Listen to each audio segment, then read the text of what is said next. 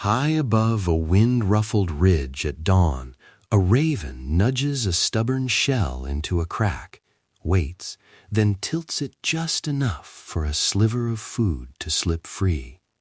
The bird pauses, examines the prize, and hops back, as if checking its work.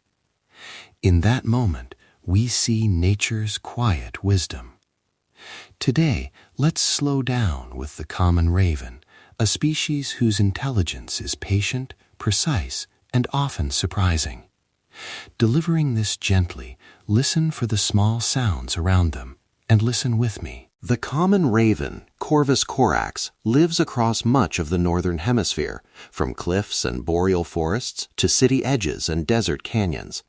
Picture rocky outcrops, old-growth pines, the edges of towns where dumpsters sit like accidental offerings. Ravens are not only birds of wild places, they are also of the margins where human life meets wildness. If you watch them, keep gentle distance. Do not feed them or encourage close interactions. Ethical observation keeps both people and birds safer, and it lets us watch behavior unfold on its own terms. Life for a raven begins in a nest, often tucked on a cliff ledge, in a tall tree, or even on a human structure when the landscape allows. Pairs, or sometimes small groups helping one another, build bulky nests of sticks lined with softer materials.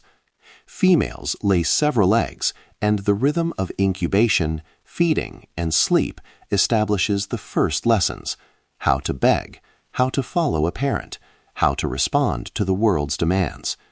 These early days are not a rehearsal for human cleverness. They are the foundation of learning, formed by repeated experiences and responsive care. As juveniles leave the nest, their world becomes a classroom of small risks and surprising opportunities. Young ravens explore by trial and error, pecking, prodding, dropping things from heights, watching outcomes. That playfulness can look like mischief, and sometimes it is clumsy. But play is how skills form: how to judge a drop, how to coax a stubborn food item loose, how to read another bird's reaction. These learning moments are practical and gradual, no dramatic revelations, just countless quiet experiments that add up over weeks and months. Adult ravens move through their days with adaptable purpose. Foraging strategies vary: scavenging carrion, prying open mollusks or pine cones, caching food for lean times. Researchers have documented tool use and problem solving in controlled studies, and in the field we see precise behaviors: a bird bending a twig, levering at a crevice, or using gravity to crack a shell. It's important to describe these actions without suggesting human intentions. Ravens display problem-solving behavior shaped by ecological needs and individual experience. Their cleverness is functional, an elegant set of behaviors tuned to survive and thrive. Ravens are social in flexible ways. Family groups can remain close. Juveniles sometimes form loose coalitions. Knowledge passes through observation and imitation. Calls and body language matter. A soft croak, a throat snap, a posture held for a beat. Each signal packs information. Social learning helps ravens adapt to new food sources or dangers faster than solitary trial and error might allow. Think of it as collective troubleshooting. One bird discovers a trick, others watch, and the trick spreads. That social transmission is a quiet, powerful force in their lives. Where ravens meet people, stories multiply. Myths of tricksters, superstitions, and admiration. Science helps separate romantic tales from observed behavior. When ravens forage at the edges of towns, they show opportunism, not malice. When they beg from a ledge, it is hunger, not calculation of human intent. We must be careful. Celebrating their cleverness should not encourage feeding, harassment, or trapping.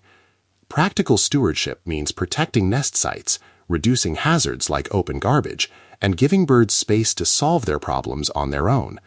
Small actions: secure bins, respect nesting seasons, report injured birds to wildlife rehabilitators, help these birds persist alongside us.